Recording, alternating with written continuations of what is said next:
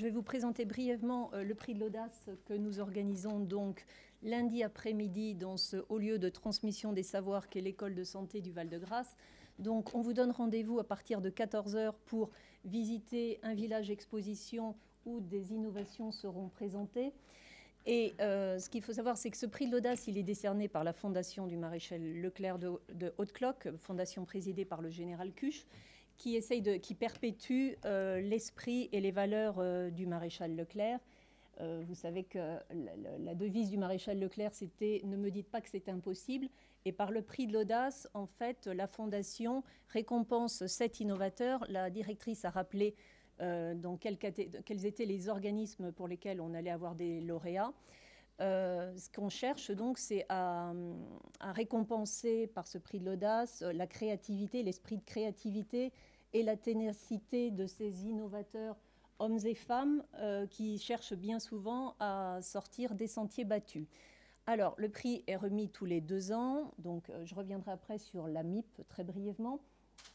L'exposition sera donc à l'extérieur, dans la cour extérieure et dans le cloître de l'école de santé du Val-de-Grâce. Si vous venez, vous verrez que c'est très joli.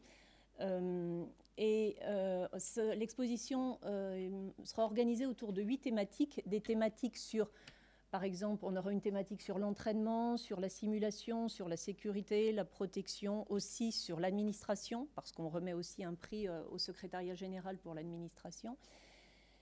Et donc ça commencera à 14 h. La secrétaire d'État arrivera à 17 h, fera un parcours en 45 minutes et découvrira 9 innovations, 9 projets. Et ensuite, à 18 h, on sera tous en amphi pour la cérémonie de remise des prix. Donc, juste un mot pour revenir sur la MIP, sur la planche d'après. La MIP fête ses 30 ans aujourd'hui. La MIP, c'est Mission pour le développement de l'innovation participative. Le terme développement est important parce qu'on est bien conscient que notre objectif, c'est de développer cette innovation, mais qu'on n'embrasse pas toute l'innovation participative du ministère. Il y a des innovateurs qui innovent sans qu'on ait connaissance de leur projet. Et c'est très bien comme ça. Donc ça, 30 ans, ça avait été créé par le vice-amiral Le Pichon en 88, qui s'était rendu compte en fait que la créativité de son équipage, du matelot jusqu'à l'officier supérieur, pouvait vraiment apporter une résolution à des difficultés rencontrées au quotidien. Donc à partir de là est née la MIP. Donc depuis 30 ans, on a accompagné, et mes prédécesseurs, plus de 1600 projets. L'an dernier, c'est près de 70 projets et innovateurs que nous avons accompagnés.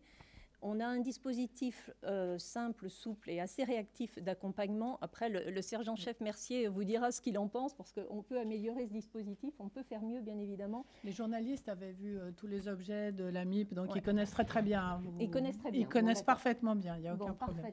Ouais. Super. On accompagne à hauteur à peu près de 30 000 € et ça va de 500 € à 100 000 €. Le maximum qu'on alloue, généralement, c'est 100 000 €. Ce qu'il faut savoir, c'est qu'aujourd'hui, les innovateurs qu'on accompagne, c'est des innovateurs qui développent leur projet en temps masqué, je dirais. C'est-à-dire qu'ils n'ont pas de temps dédié par leur hiérarchie, par leur organisme pour innover. Donc, ils font ça sur leur week-end, leur soirée. Et c'est quand même tout à leur mérite. Tout le monde le connaît, ça. Donc, juste pour vous donner une envie de venir, la semaine prochaine, sur la planche d'après, il y a 3 exemples qui sont présentés sur les 39. Alors, Spotal, ça a été développé par un lieutenant-colonel du 13e RDP. C'est un dispositif, il est nominé au titre de l'armée de terre. C'est un dispositif qui permet, lors des séances de tir d'entraînement, au tireur d'avoir une recopie des impacts de tir sur sa cible, et ça jusqu'à une cible de 2500 mètres. Alors aujourd'hui, c'est une étude d'acquisition par l'armée de terre, et si vous venez, vous aurez la possibilité d'avoir une démonstration de tir et de tirer même si vous le souhaitez.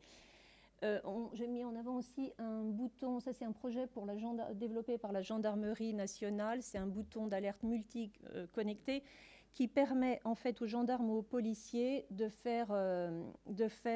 signaler un besoin de renfort ou de créer une alerte sans aller vers son terminal en dotation et surtout sans couverture mobile suffisante. Donc là, vous verrez le bouton.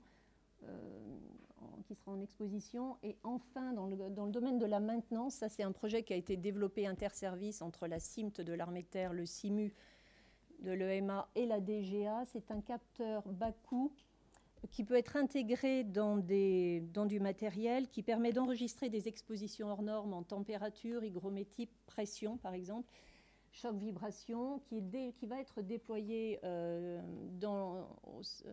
sur le MMP, missile moyenne portée, qui est sur le VBCI et qui intégrera également, qui sera intégré dans des munitions de chez Nexter.